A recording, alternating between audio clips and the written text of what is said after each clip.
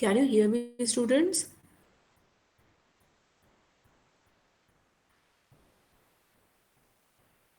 Hello? Yeah, okay, fine. Okay, so good morning, all of you. So let us start today's class. Yeah, okay. So we were discussing, yes, okay, fine. So we were discussing about the knowledge representation techniques, yes, and I was telling you about the properties of knowledge representation techniques, right? So, so knowledge representation techniques have got four important properties. We studied three of them in the last class. So basically, representational adequacy, inferential adequacy, and inferential efficiency. This was what we had studied in the last class. So basically, representational adequacy was the ability to represent all kinds of knowledge.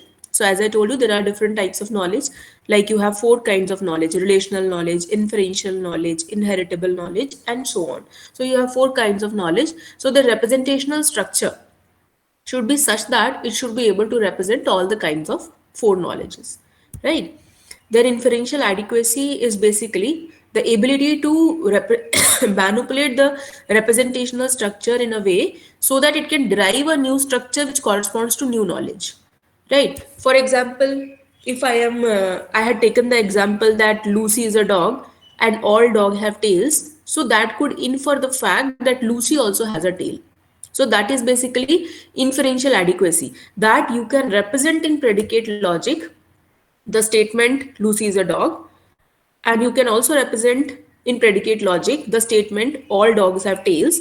And then from the combination of both of the representations in predicate logic, can you derive a new representation which actually corresponds to the new fact that Lucy has a tail. So it is basically called as inferential adequacy. If you are able to derive in predicate logic representation the representation of that new fact. Then inferential efficiency was basically the ability to incorporate additional information into the knowledge structure so that we can move the search in the promising direction towards your goal state, right? So basically the ability to incorporate certain additional information into the knowledge structure. For example, we studied this example. So this was the example which I was giving in the last class. So here, if you don't specify this statement, all dogs have tails, right? So this is actually an obvious statement which is known to all human beings that dogs have tails, right? But but can your knowledge structure be that much sophisticated that it can basically derive this obvious fact on its own? So you don't need to specify it. So that is called as inferential efficiency. If it is efficient enough to derive new knowledge, I mean the obvious information, or you can say the domain knowledge from your existing facts, then it is called as an inferential. It is called that it is possessing inferential efficiency. Fine. Then the last one was inferential acquisitional efficiency. Acquisitional efficiency means the ability to acquire new information easily. So if a person wants to add some new fact, right? If a person wants to add some new fact in your database of facts, can that insertion be done easily? So basically your predicate logic representation, or basically your knowledge representation technique should be that much flexible that it is basically allowing the addition of new facts, right? So for example, if you say that Lucy is a dog and you represent it in a predicate logic representation, and then you have another sentence all dogs have tails, that also you have the predicate logic representation for that. Then from this, can you basically there will be a new fact which can be inferred from this fact, and that fact will be that Lucy has a tail. So is your predicate logic representation it's flexible enough to accommodate this new fact? Basically, if you are wanting to accommodate new facts, your representation should be able to support that representation of a new fact. So that is basically acquisitional efficiency. You should be able to acquire the new facts easily. So it should be able to represent those new facts easily, and it should be flexible to insert new facts in your database of facts. So that is acquisitional efficiency. So then we come to the four different types of knowledge representation techniques. The first one is relational knowledge. So there are four techniques of knowledge. There are four types of knowledge basically, and one thing is important over here, that the knowledge representation techniques have got these four properties, but the different types of knowledge don't have all the four properties. Okay, so this is an important thing over here, students, that every type of knowledge does not possess every quality. So we have four qualities of a good knowledge representation technique, and it may not be possible that every type of knowledge possesses all four qualities. So it may be possible that some type of knowledge is possessing some quality, some other type of knowledge is possessing some other quality. So the first one is relational knowledge. So if you want to represent a declarative sentence, right? For example, if I'm saying Virinder Sehwag has got height 6'0", so this is a declarative sentence, right? I'm just giving some information. So that's a fact basically. So this type of declarative sentences are basically stored in a relational knowledge format. So the format of relational knowledge storage is in the form of tables. So you just make a table of that relation as you do in DBMS. All of you might have studied in your database management course that how do you create tables. So for representing the relational database, similar way here also. It's basically the relational knowledge as you, similar to what you use in DBMS. So when you want to represent a declarative sentence, you represent it in the form of tables. So those tables are basically called as relations, and they contain certain attributes and their values. So basically those are actually indicating some facts in the real world. For example, if you see this table, it is indicating that Virender Sehwag is a player who has got height 6'0" and weight 180, and his batting style is right-handed, and his bowling style, that means his throwing style, is also right-handed. So this is a fact, or you can say a declarative sentence, which you are representing in the tabular structure. Like this, you can have another entry about another player like Dinesh Mungia. So he has got height 5'10", weight 770, and bat throw is right. Like this, you can represent different declarative sentences in the tabular format. So this is a very simple kind of a knowledge which we call as a relational knowledge. Now this is actually a very simple way of representation. So the main disadvantage over here in this type of knowledge is that it possesses very weak inferential capabilities. So you can't infer anything from here. Okay. So if you see here, so if you see here in this table, it is basically not able to infer anything. It is just an existing facts that you are giving. But if you are giving two facts and those two facts derive a new third fact, the relational knowledge format does not support the derivation of the new fact. So if you are giving two facts and those two facts derive a new third fact, the relational knowledge format does not support the derivation of the new fact. So you have to infer the new fact. So that inference capabilities it does not have. It can only represent what is existing. So this is relational knowledge. And then we have inheritable knowledge. So inheritable knowledge, as the name is suggesting, basically you have certain objects are there, and you say that you have classes of objects, and those classes are basically arranged in a hierarchical format. So one class is a subclass of another subclass is a subclass of another class, like this. So it's basically a hierarchy kind of a structure which is followed, and hierarchy is created between the different objects, or you can say the different classes of objects. Okay, for example, if you see here in this diagram, it's basically if you begin from the bottom, just see from the bottom, Rohan Shukla. Rohan Shukla is an instance of bowler. So basically, instance is one attribute which is called as a class membership attribute. Class membership. So basically, bowler is a class, and Rohan Shukla is a member of bowler.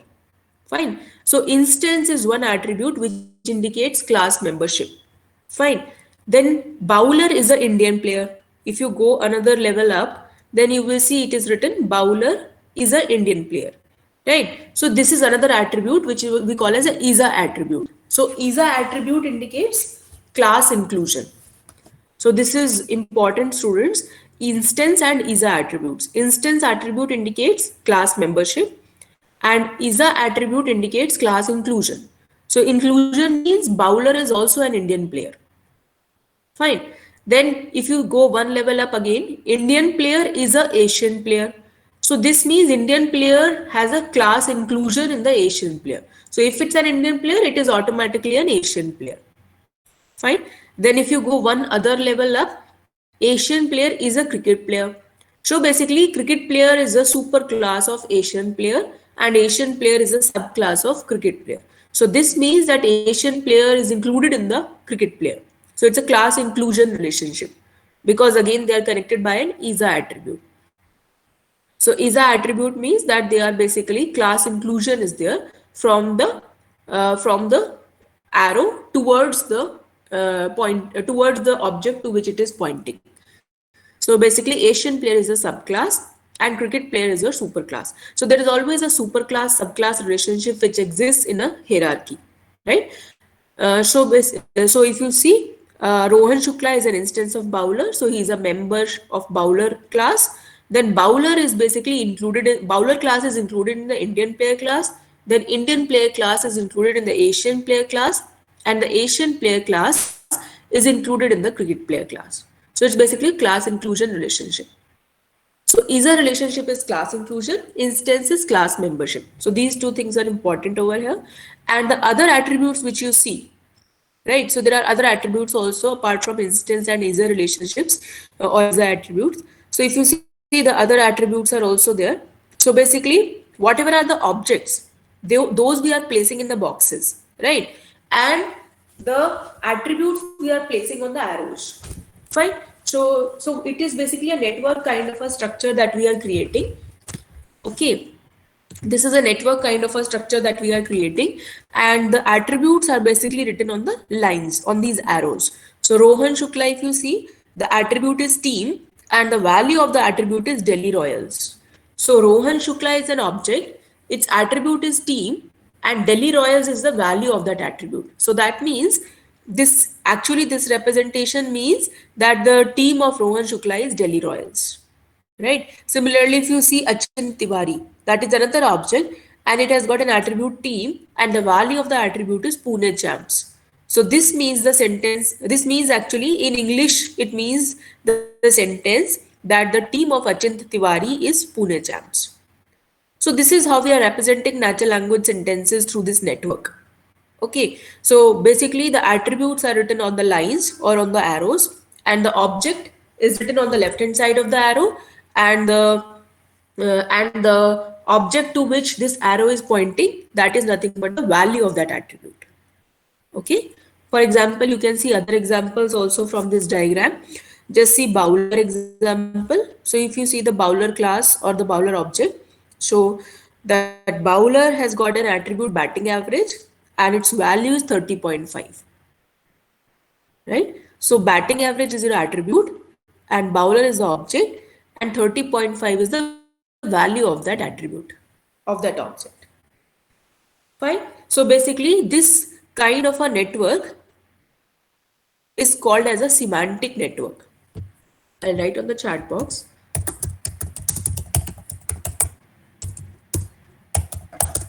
Just see the chat box, students. This kind of a network is called as a semantic network. Okay. So what is a semantic network? Semantic network is basically a network of nodes where the nodes are representing the objects and the arrows are representing the attributes of those objects, and the objects to which these arrows are pointing, they are representing the value of the attributes of those objects. Okay. So if you see another example, for example, just see the batsman class. So the batsman, it's basically a class representing the batsman object. Right. So the batting average is the attribute of batsman and its value is 59.58. Similarly, if you see Indian player, it has got two attributes, height and batting average. So the height of Indian player is 6'1" and the batting average of Indian player is 42.23. Similarly, if you go upwards, then Asian player has got a height of 5'8", and then if you go another up level, cricket player is handed right. So basically, this is how you represent the different sentences in the network format. this is called as a semantic network. So it is basically sentence representation only, but in the form of this graph kind of a network kind of an architecture. So mostly you have attributes and their values, right? Objects, attributes, and the values of those attributes. Mostly these are there in the semantic network. Apart from these, you have two other very important attributes, the instance and ISA attributes. So those are basically used for representing your class hierarchy. Fine. So objects are organized into classes. Basically, these classes are arranged in a hierarchical format. Now we can basically inherit certain properties from the superclasses into the subclasses. So basically the meaning, or you can say the use of representing this network in the hierarchical format is to inherit certain features from the superclasses into the subclasses, like you do in object-oriented programming, right? For example, if I want to answer a query, right? So let us say if I want to, okay, so let me give you the algorithm first. So this is the algorithm for property inheritance, right? If you want to retrieve a value of an attribute of an object, right? Suppose you want to retrieve the value for an attribute A of the instance of object O. This means that I want to get the value for a particular attribute of an instance of an object. So Rohan Shukla, let us see this one. Rohan Shukla is an instance of Bowler, right? So Rohan Shukla is an instance of Bowler, and let us say I want to get the batting average of Rohan Shukla. Fine. So what the algorithm says, if I want to get the value of such an attribute of an instance of an object, so let us say I want to find out the batting, find the object, and if in the knowledge base, if there is a value for that attribute, then report that value. Otherwise, see if there is a value for the instance of that object attribute, then you report that value. So basically, if I want to find out the batting average of Rohan Shukla, I have to see basically that whether I have that batting average in this Rohan Shukla. So I don't have any attribute batting average which is connected to this Rohan Shukla object, right? So that is why I'll see whether, because Rohan Shukla is an instance of Bowler, so I will see whether the attribute batting average exists in the Bowler class. If it does, then I will take the value of batting average from the Bowler class, and that will become the batting average of Rohan Shukla. Okay, because Rohan Shukla is an instance of Bowler, right? So the algorithm says like this, that you take it from Rohan Shukla. If the attribute is not present in this instance, then you take it from that object of whose instance is this object. So you take the batting average from here. So you get that batting average. Now let us say I want to find out the height of Rohan Shukla. Okay, so this attribute height is not present in Rohan Shukla. So the algorithm says go to the object of whose instance Rohan Shukla is. So we go to Bowler. In Bowler also we don't find the height.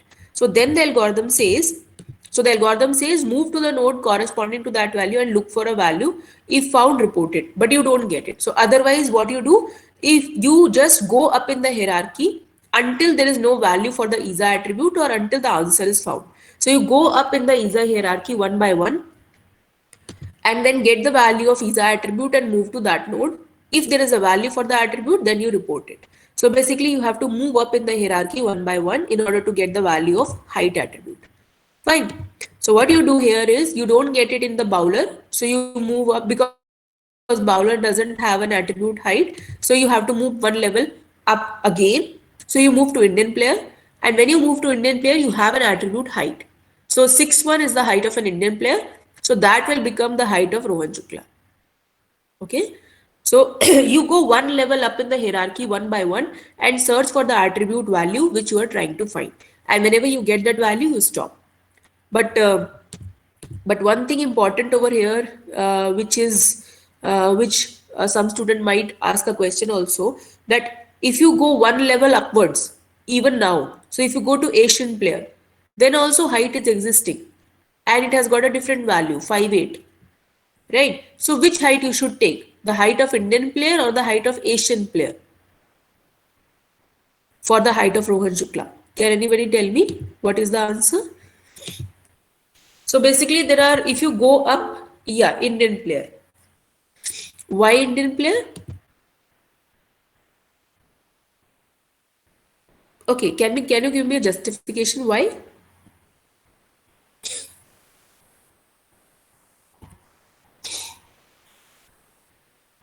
It overrides the height of Asian player. Yes, exactly. It is more accurate. Right. So basically, that's correct. So basically, what is the case here is because Indian player is a subclass of Asian player. So subclasses are having more specific information than the super classes. Super classes are generalized classes, right? So that is why if you are searching for an attribute value, then you search it from the bottom towards the root, right? And if you find the value of the attribute while you are searching, then you stop there. You don't go to the another higher level up, because if you go higher up in the hierarchy, the values are becoming more and more generalized, right? So super classes are also generalized. Go if you find the high if you find the value of an attribute in a subclass, that will override the basically the attribute of the superclass. Okay, the value of the superclass would be overridden by the value of the subclass, like you do in object-oriented programming. So that is why the height of Rohan Shukla would be 6'1". Now, suppose you want to find out the value of handed attribute for Rohan Shukla. So handed attribute for Rohan Shukla is not there. So you'll go to the bowler. Bowler also doesn't have that attribute. So you go to the Indian player. Indian player also doesn't have an attribute handed. So you go to Asian player and finally to cricket player. So the handed value is right. So that's how you get the value of the Rohan Shukla. Handed attribute for Rohan Shukla is right. So you have to move one level up in the hierarchy until you reach the attribute which you are looking for, right? So this is basically this kind of a structure which we are using. This is basically used for representing inheritable knowledge, and this structure is called as a semantic network.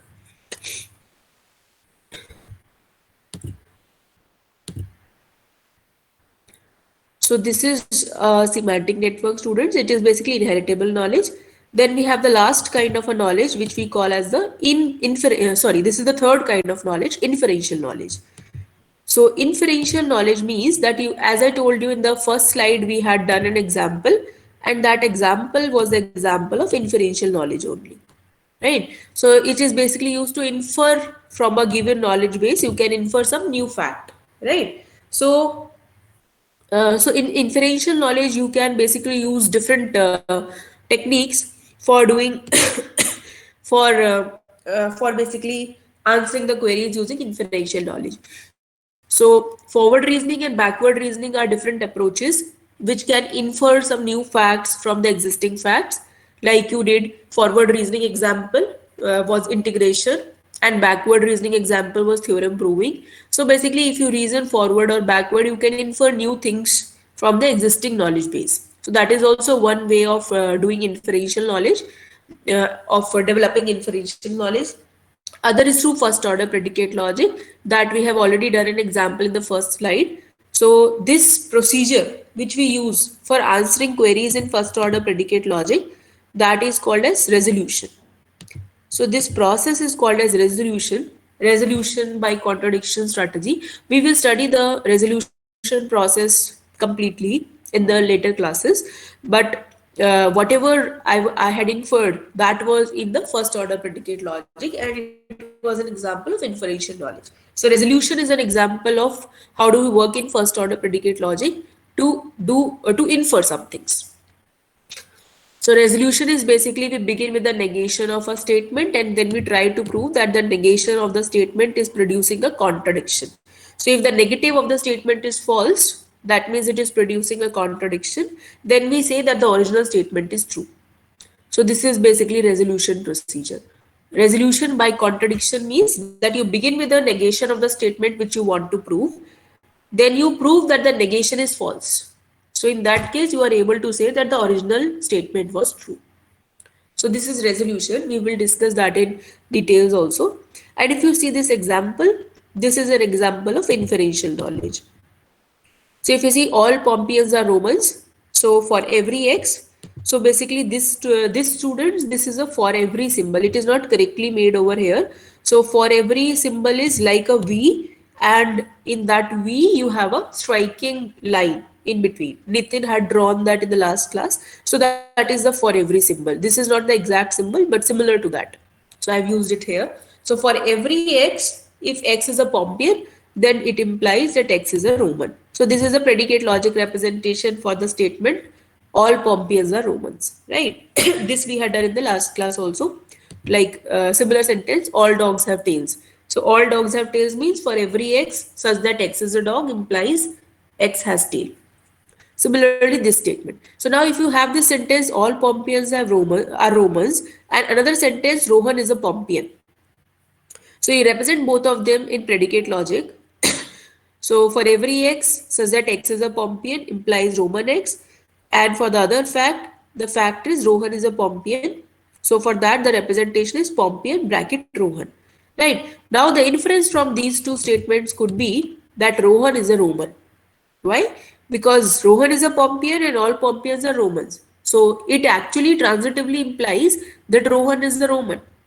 Right? So he'll represent is like this: Roman, Rohan, Roman bracket Rohan.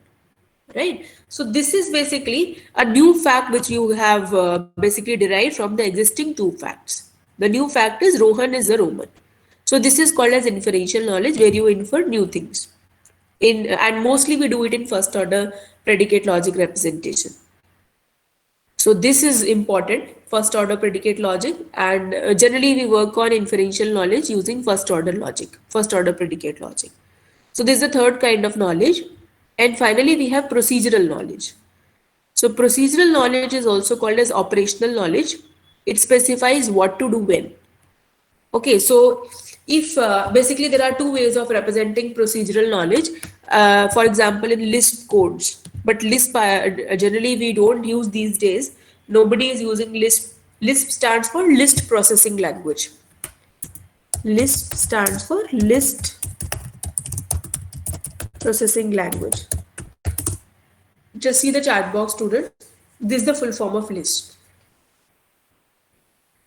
So Lisp is basically list processing language, and it is basically used for representing different programs in AI codes. But it was actually used to represent, but these days we are not using Lisp. Even in Prolog also. Prolog is better than Lisp, but these days we have stopped the use of these languages, Lisp and Prolog, and we are mostly using Python for developing AI-based programs. So these days Python is more in, you can say, for developing AI and ML-based programs. So earlier we used to represent the codes using Lisp, and that was how we used to specify that at what point of time which rule you should apply and what you should do when, basically. So procedural knowledge was represented using Lisp codes earlier, and other option is you can represent them as a set of production rules. Fine. For example, in the water jug problem, we had studied the water jug problem. So in the water jug problem, you could basically specify that if your jug is basically half full, then what you should do. If you're basically, if you are at the state, for example, you are at the state 30, then the next state you should do what.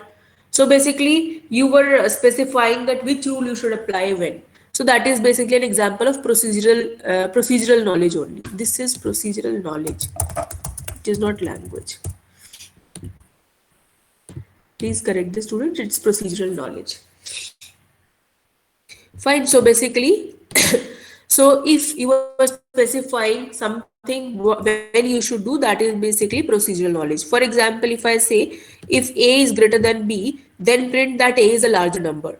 So if I'm saying if A is greater than B, then print that A is a larger number. So it is basically an if-then statement which is telling that what I should do if A is greater than B. So I should do what? I should print that A is larger. So this is an if-then statement. So generally procedural knowledge specifies what to do when using if-then rules. For example, just see another rule. If it is the 9th inning and the score is close and less than 2 outs and the first base is vacant, and the batter which is currently there, he is a better hitter than the next batter. So then the batter should walk, basically he should take the run. So it is specifying a series of actions, and if those actions are basically satisfied, I mean those actions are basically present, I mean those actions are occurring, then you should do what? The batter should walk. So it's basically a combination of certain rules is happening simultaneously, then you should follow that, and what should be the resultant state. So it's a kind of an if then statements which specifies what to do at what point of time in the form of rules. So those rules, like in production rules we had done, or if then rules, in the form of if then rules, or in the form of in the production rules also we write it in the form of if then rules only. For example, in the water jug problem we had already seen. So this is the fourth kind of knowledge. So these are different kinds of knowledge which exist. And the last thing is, how do we I mean, what are the issues existing in the knowledge representation? So are you able to understand the four different types of knowledge, students? Are you getting?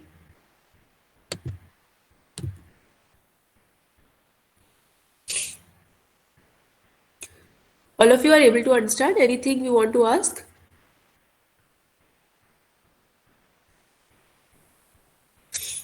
What about others? I've seen only one response. What about others? Are you there listening or not? Others?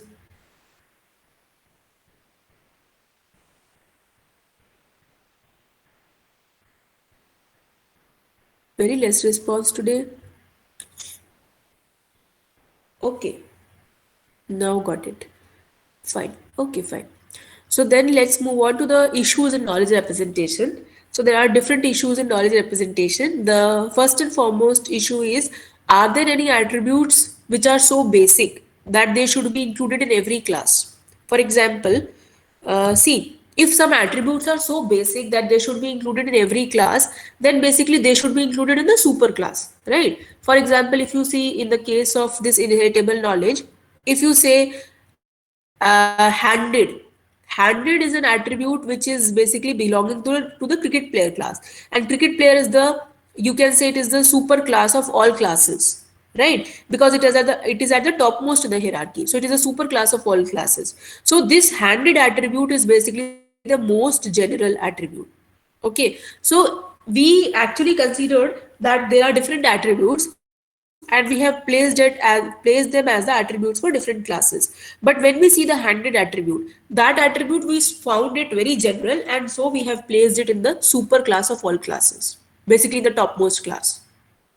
So if we find some attribute which is so basic that it should be included in all subclasses, so we place it in the super class of all classes. So that is one issue, that we have to find out or identify such common attributes. This is one issue. Then the other thing is, are there any important relationships that exist among the attributes? Fine. So are there any important relationships that exist among the attributes? For example, if I say that there are two attributes, one attribute is age of a player, other attribute is date of birth of a player. Then can you say age and date of birth attributes are having a relationship with each other?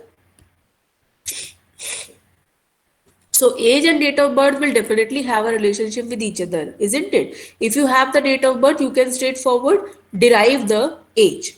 So basically age is a derived attribute from date of birth, right? So you have to see what all attributes you are basically you're representing in a semantic network, and then you have to represent them in that way only. For example, if you have two attributes like date of birth and you have age, then it is not necessary to represent both of the attributes as the attributes of an object, because they are dependent on each other. So if you know one, you can get the value of another also. So you don't need to represent the attributes as separate attributes. So that's how you need to understand the relationship also among the attributes. Okay, so this is what is the meaning of second issue. Then at what level the knowledge should be represented. The third issue is what level we should represent the knowledge, and whether a good set of primitives exist that can represent the knowledge. So what level we should represent the knowledge. So basically, if you see here, in the case of inferential knowledge, if you see, we should represent, okay, let us see another example. This example. So here, this thing is obvious actually, that all dogs have tails. right? All dogs have tail is an obvious thing. So what should be the granularity of our knowledge representation technique? Should it also represent the obvious facts, or should it not represent the obvious facts, and it should represent at a higher level? It should represent at a higher level, and the lower details it can infer automatically. So this is also one issue, that what should be the level of representation of knowledge? It should be at a higher level, or it should be at a detailed level. If it is at the higher level, we would skip this statement. All dogs have tails. We would skip this statement. We would not include it in our knowledge base, because if it is at a higher level, we will not include this detailed, because we'll assume that the details would be automatically inferred, right? So the granularity of information representation or the knowledge representation, that also we should basically take care, that what should be the knowledge representation. And then the last, then the fourth issue is, how should the objects be represented? Fine. For example, if you see here, the same example, Lucy is a dog. Okay, here you have represented Lucy is a dog as dog bracket Lucy. So where is the tense information in this? You have represented that Lucy and dog, but where is the tense information? Lucy was a dog, Lucy is a dog. So that present tense, past tense, future tense, that information is lost over here, isn't it? You have not represented that thing, right? Even in the second sentence, if you see, all dogs have tails. So you have written, for all eggs, dog eggs implies has tail eggs, right? So it is basically a present tense. Now if you write only tail eggs, let us say we don't write has tail eggs, we write only tail eggs, so it will just have lost the tense information, because we don't know all dogs have the tail, or they had the tail, or they will be having the tail. We don't know that thing. I mean, it might not be a semantically, I mean, you can understand it automatically that what is the intent of this sentence, but the computer cannot understand. So you have actually missed the tense information, right? So how should you actually represent the objects in a way that it is best reflecting the sentence which you want to represent? That's also one other issue, because sometimes, or suppose, let us say another example, let us say your sentence is, uh, let us say Mary really had fun. Let us say your sentence is, Mary really had fun. Okay, so you see here, you if you want to represent this in the form of predicate logic, so let us say you write this as fun Mary. Let us say you represent it like this, fun Mary. Okay, so in this case, the two words really had are missing. So from this you can make out that Mary and fun are basically the two important parts of this sentence, and it's representing that fun and Mary are related to each other, means Mary had fun, something kind of thing. But you have missed that really word in this representation, right? So, and you have missed also the tense information, that whether Mary is having the fun, or she had the fun, or she will be having the fun, that we don't know, right? So basically this is the issue in knowledge representation while representing an object. While representing an object, these are the issues which are there while representing the knowledge. Then the last one is, how can the relevant knowledge be accessed from a large database of knowledge? So this is also an important thing. How can the relevant knowledge be accessed? So because you have always a large database of knowledge. So from that large database of knowledge, how can you access the relevant knowledge? So for example, if you want to answer a query, right? So for that you have different you can say different domain knowledge existing in the database. Now, which one is the most relevant to you? You should extract that one only, right? So how should you do that? How should you find which is the most relevant knowledge for you? For example, if I am saying Lucy is a dog and all dogs have tails, so this all dogs have tails, if I have not explicitly specified in my database, then this sentence, all dogs have tails, this would be there somewhere in my database, right? Now, how do I retrieve that this is the relevant sentence which I should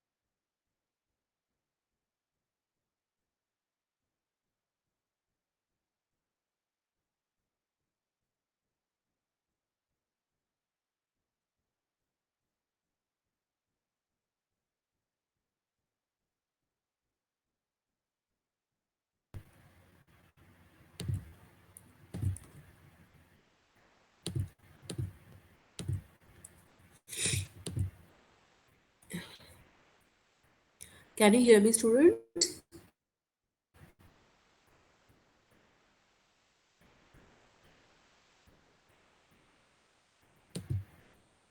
Hello? Can you hear me? Okay, fine. Fine. Okay, electricity had gone over here, so that is why internet had gone. Fine. So let us continue. So I was saying that how should you extract the relevant knowledge from your database? For example, yeah, for example, if you want to answer the query, all Lucy is a dog, and all dogs have tails. So if you want to derive the new fact that Lucy has a tail, so you should basically get this sentence that all dogs have tails. So you should basically be able to extract this relevant sentence from your existing database. So there could be many sentences, infinite number of sentences existing in your large database. So how should you extract your relevant sentence which will be able to answer your query, right? So that is basically this issue, that how can your relevant knowledge be accessed because you have a large database of knowledge. So these are different issues while representing the knowledge. So this was a brief introduction about knowledge representation, students, and we will start with first order predicate logic because that's an important knowledge representation way. Anything you want to ask students in this, or shall you move forward to first order predicate logic?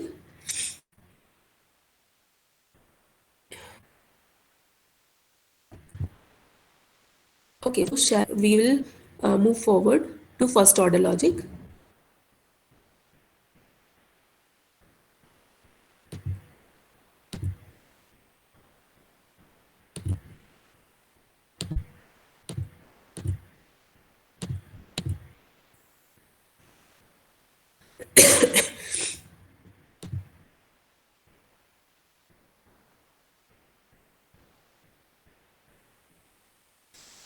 So knowledge representation we have done till now that there are four different kinds of knowledge. Now, how do we represent the knowledge using first order predicate logic? And this kind of knowledge, which first order predicate logic is basically using, is inferential knowledge. Okay, inferential knowledge is basically the kind of knowledge which first order predicate logic is making use of.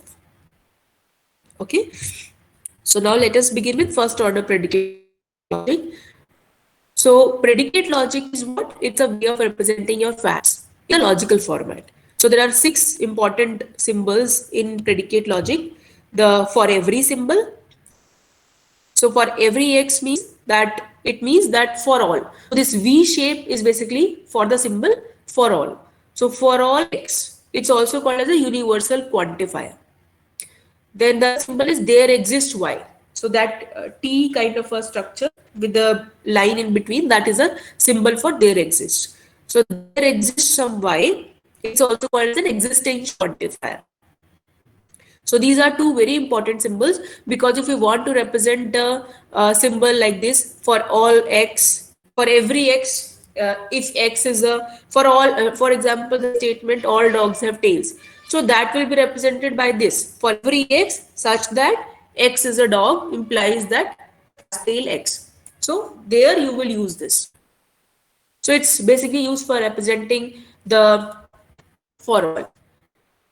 And if you want to represent the word there exists something, then you will use this another symbol. Then they have implication sign. So implication sign is basically implies meaning is implies. Then you have or, which is basically this V. Then you have this caret symbol. This is basically for and the negation symbol. This is basically for not. This tilde sign, that is basically for not. So these are the six symbols which are basically used in predicate logic for representing different sentences. Fine. So or, and not, and implies, these are four basic symbols. And then we have two quantifiers, the fall and there exist quantifiers. So we'll see how we represent different sentences using these symbols. Now, first of all, why did we move to predicate logic? Earlier, we were using propositional logic actually. So why did we move towards predicate logic? That is one important thing. So let us see. So basically, propositional logic. Earlier, we used to represent the facts through propositional logic. It was simple actually. So if you want to represent if you want to represent this sentence, it is raining. Fine. So it will be basically represented just by the word raining in propositional logic. Okay. And if you want to represent another sentence, if it is raining, then it is not sunny. So it will be represented by this statement. Raining implies not sunny. So this is a tilde sign which means negation, right? So if you write like this, raining implies not sunny, it will be able to represent this sentence. If it is raining, then it is not sunny. Fine. So this is a way of representing the facts as logical propositions written. We call it as a well-formed formula. We call it as a well-formed formula in propositional logic. So this is a way of representing the sentences. But actually, there is a disadvantage over here that in propositional logic you are not able to represent the sentences in a very sophisticated way. Sophisticatedness means that it is not able to capture the similarities between two different sentences. Okay, so if two sentences are basically similar or some of their structure common, then predicate logic can represent the common structure in such a way that you will be able to find out that these two sentences have got this particular similarity. But in propositional logic, they are represented as two different sentences.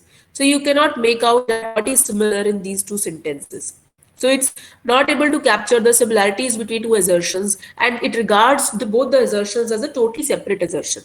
So let us see what. For example, there is a statement, Socrates is a man. So in propositional logic, it will represent Socrates man. And in predicate logic, it will represent man bracket Socrates. Okay. So in predicate logic, it represents it like this, man bracket Socrates. Fine. Now, if you see another sentence, Plato is man. In propositional logic, it will be Plato man. In predicate logic, it will be man bracket Plato. Okay. So basically, what we do in predicate logic, we have two components in predicate logic, a predicate and an argument. Right? Predicate is basically your object and argument is basically the instance of that object. Right? So if you want to write the sentence Socrates is a man, so Socrates is an instance of that object man. So object is written as a predicate outside the bracket, and within the bracket, or you can say within the argument of this predicate, you have the instance of that object.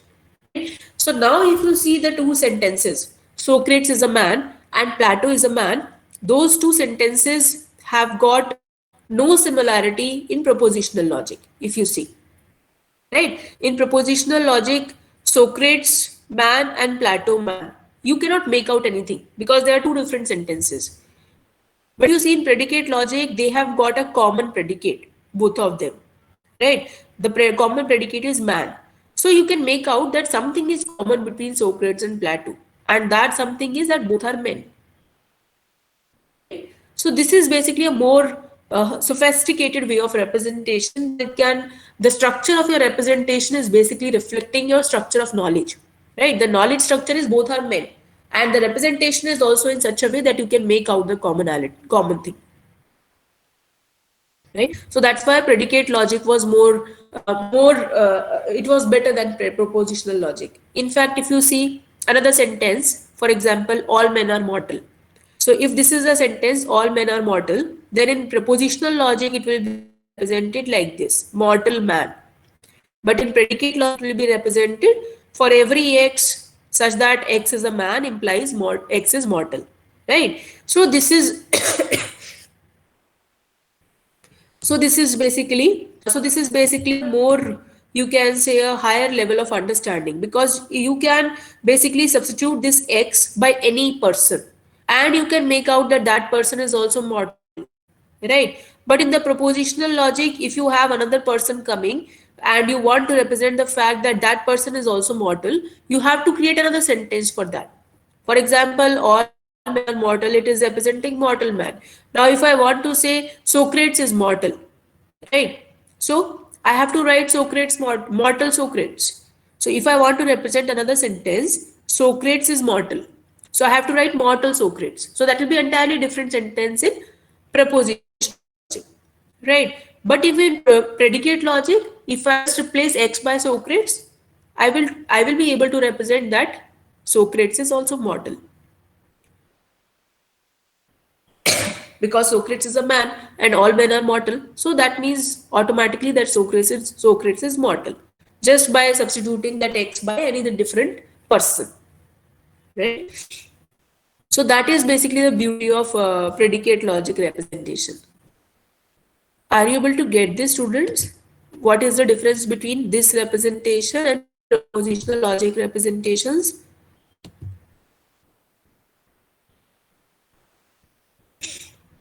Getting? Are you getting? All students, please respond.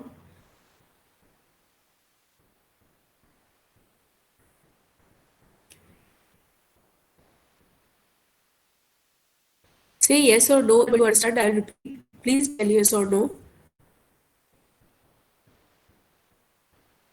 Okay, fine. Okay, fine. Fine. Okay. So this is why we actually switched over to predicate logic, right? So in predicate logic, the structure of the representation reflecting the structure of your knowledge, right? Let's see now how do we represent different sentences in predicate logic, and the representation is again called as a well-formed formula in predicate logic. So there are so just some examples I'm giving. For example, you have these 8 sentences, and now let us try to basically represent each of these sentences in predicate logic format. So first sentence is Marcus was a man. So man Marcus, right? Marcus was a man Marcus. But yes, of course, we are missing the tense information, right? We are missing the tense information because the sentence was Marcus was a man, right? But here we are writing man Marcus. Now, Marcus was a Pompeian. So again, we write it like Pompeian bracket Marcus. So it's basically the object is coming as a predicate and the instance of that object is coming as an argument of predicate. Is bracket. Fine. So Pompeian Marcus. The next sentence is all Pompeians were Romans. So just ignore the tense information for now, and you have to represent this sentence all Pompeians were Romans, right? So your sentence would be for every x such that x is a Pompeian implies that x is a Roman. This will be able to represent the sentence that all Pompeians were Romans. But we have missed the sentence information that is there. And the fourth sentence is Caesar was a ruler. So ruler, Caesar. Right? So ruler is your object and the instance of that object is basically Caesar. The fifth sentence is important. The all Romans were either loyal to Caesar or hated him. So all Romans were either loyal to Caesar or hated him. So this means that for every x such that x is a Roman, this would imply that x was either loyal to Caesar or x hated him. Because see the sentence is all Romans were either loyal to Caesar or hated him. Fine. So what could be the representation that if x is a Roman, then this implies that x will be either loyal to Caesar or he will hate him. So let us represent this. So for every x that Roman implies that x is loyal to Caesar or x is hating Caesar. Are you able to get this, students? How we have written the fifth question, fifth fact representation? The first representation. So there are two representations in the fifth sentence possible. But the first one is easy. For every x says that x is Roman implies that x is either loyal to Caesar or x hates Caesar. Right? Is it clear? The first representation? Now in the second one, if you see, there are two representations for this sentence. First representation is all Romans were either loyal to Caesar or hate him. So first representation